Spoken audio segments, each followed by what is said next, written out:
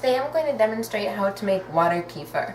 Water kefir is a beverage that's a probiotic, and in the Midwest now it's starting to get cold, and when it gets colder people get sick easier, and this water kefir is immune boosting, and so it's really good at this time of year, and probiotics are really beneficial for your body, especially fermented foods, and water kefir is a fermented food.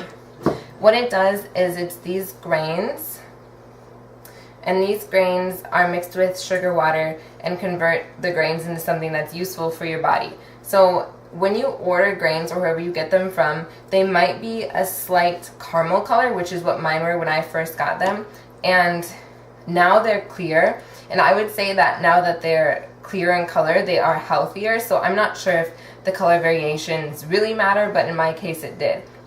So what you're going to want to do is use about 1/4 to 1/2 a cup of grains per 64 ounces container.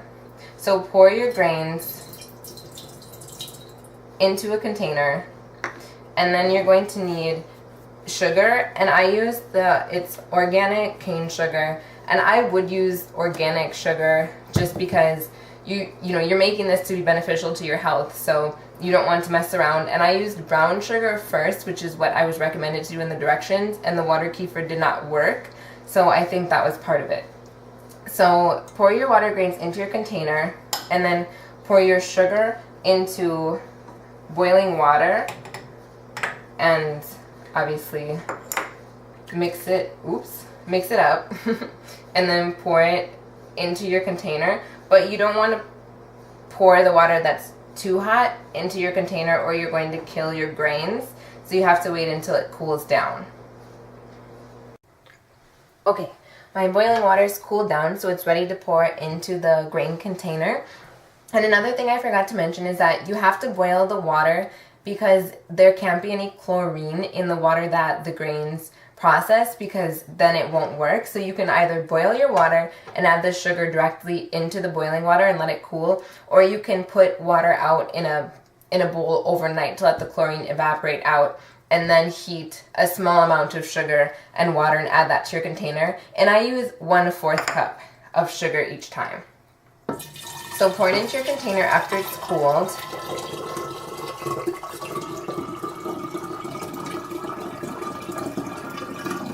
And it's okay if your water measurements aren't exact, if it's a little bit less than a full container.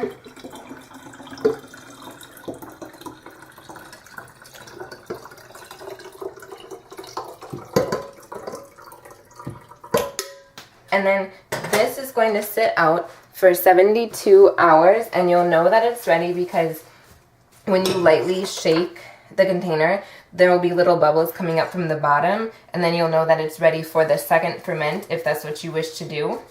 So just leave this. You can leave it out in a dark place or on a counter. I usually just leave mine on the counter, and it works just fine. So you can also add a half of an eggshell to this for minerals, and that sometimes helps the grains thrive off of the minerals in the eggshell. And I'm not going to add one right now because I don't have an eggshell and I don't want to waste an egg, but that's something that I would do every time, and I usually do add. So that's it. All you have to do is just let this sit and ferment. And remember that when you first get your grains, the first batch might not do anything, and even the second batch might be weak. So don't give up, just keep refreshing the sugar water.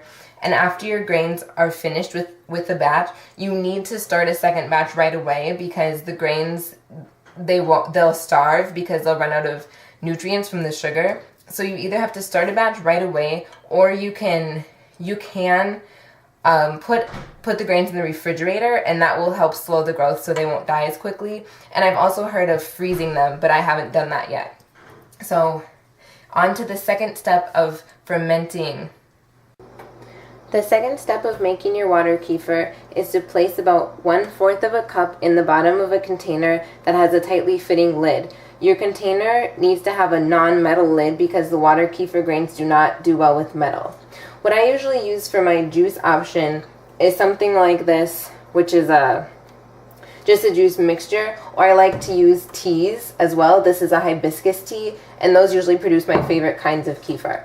So go ahead and place a small amount of tea or juice in the bottom of your containers.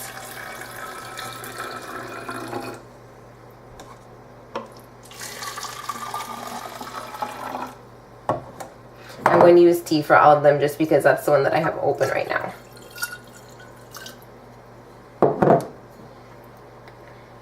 These containers are the best kind because, as you'll see in the next step where we add the kefir, these lids work really well for securing and letting the second ferment happen. So then you go ahead and pour your kefir. Make sure not to get any grains into the container.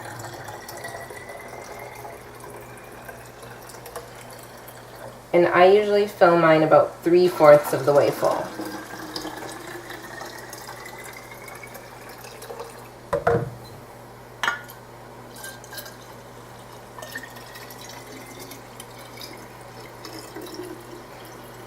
You can go ahead and drink your kefir just at this point after you've waited 48 to 72 hours for the kefir grains to convert the sugars in the water. But I like to do the second ferment because I like to add flavors, and I don't prefer the flavor of plain water kefir.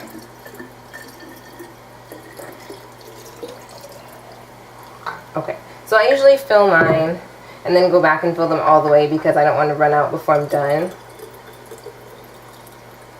But leave a little bit of room at the top. Oh, okay. And then place your lids on tightly.